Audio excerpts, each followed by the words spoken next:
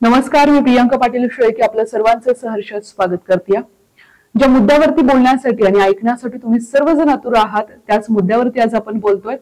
जिल्हा परिषद आणि या ठिकाणी पंचायत समितीच्या सार्वत्रिक निवडणुकीचा आता बिगुल वाजायला सुरुवात झाली आहे। नगर परिषद नगरपालिका यांच्या तारखा जाहीर झालेल्या आहेत आणि जे इच्छुक उमेदवार आहेत ते आता मात्र तयारीला लागलेत। महाविकास आघाडीने देखील अशी जोरदार तयारी केली आहे। महाविकास आघाडीच्या वतीनं काल झडपी असेल, पंचायत समिती असेल, यासाठी जे इच्छुक उमेदवार आहेत त्यांच्या मुलाखतीचं सत्र या ठिकाणी घेण्यात आलं आणि या इच्छुक उमेदवारांनी देखील जोरदार शक्ती प्रदर्शन करत या ठिकाणी मुलाखती दिल्या।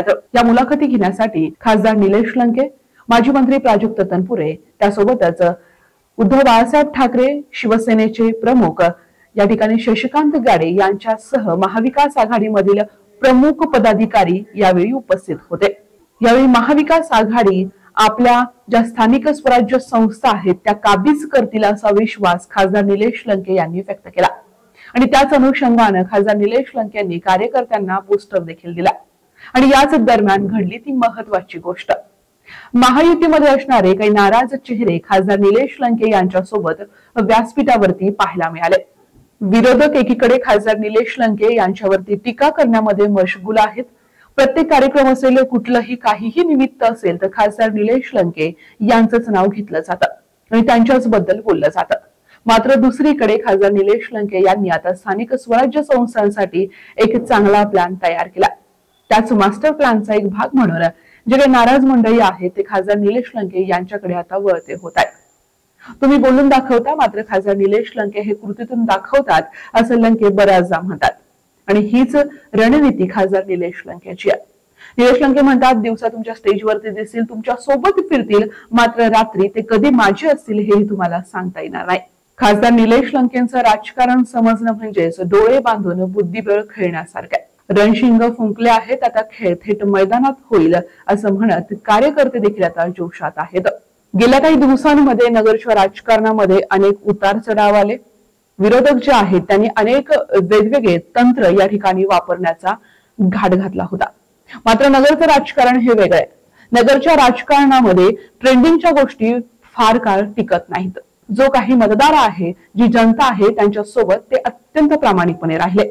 पूर आला, पूरग्रस्तांना मदत केली, त्यांच्या बांधावरती पोहोचले। शहरातल्या घडणाऱ्या घडामोडी यांच्याकडे मात्र त्यांनी या ठिकाणी कुठलंही स्पष्टीकरण देणं किंवा कुठलीही भूमिका घेणं हे रोखलेलं होतं आणि तेच स्थानिक स्वराज्य संस्थेसाठी आता महत्त्वाचं ठरणार आहे।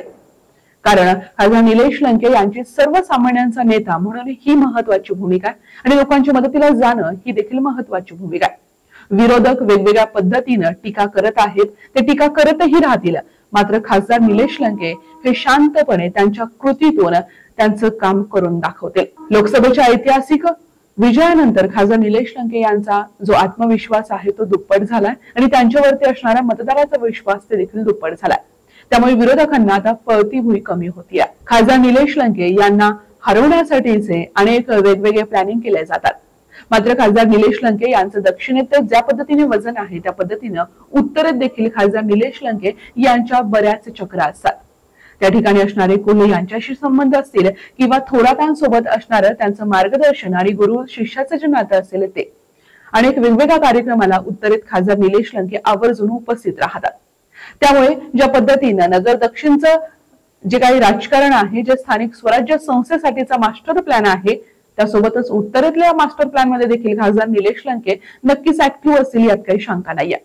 त्यामुळे येत्या काळामध्ये खासदार निलेश लंके यांचा हा मास्टर प्लॅन आणि विरोधकांची जी रणनीती आहे त्यामध्ये काय होतं हे पाहणं फार महत्त्वाचं आहे आणि महाविकास आघाडीच्या या मुलाखतीच्या कार्यक्रमासाठी जी गर्दी पाहता खासदार निलेश लंके यांनी देखील विश्वास व्यक्त केलाय की महाविकास आघाडीचा तर स्थानिक स्वराज्य संस्था ज्या आहेत ताब्यात घेणार आहे। आतापर्यंत अनेक मुलाखती आम्ही घेतल्या, पण आजच्या मुलाखतीत इतका मोठ्या प्रमाणात सहभाग लोकांचा उत्स्फूर्तपणे दिसला।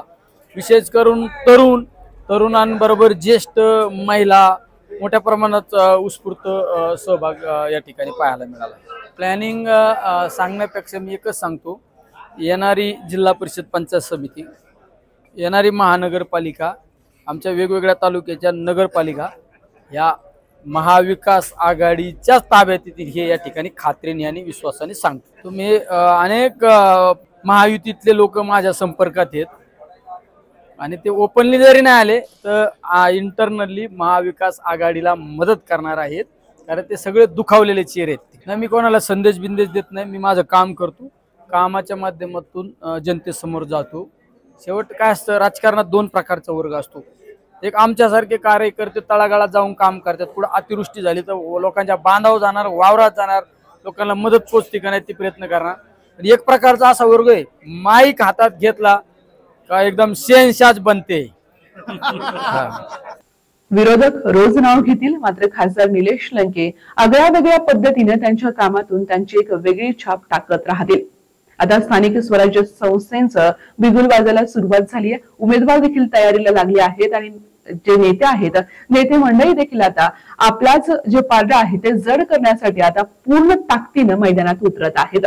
येत्या काळामध्ये अनेक घडामोडी घडतील, अनेक महत्वाच्या गोष्टी घडतील.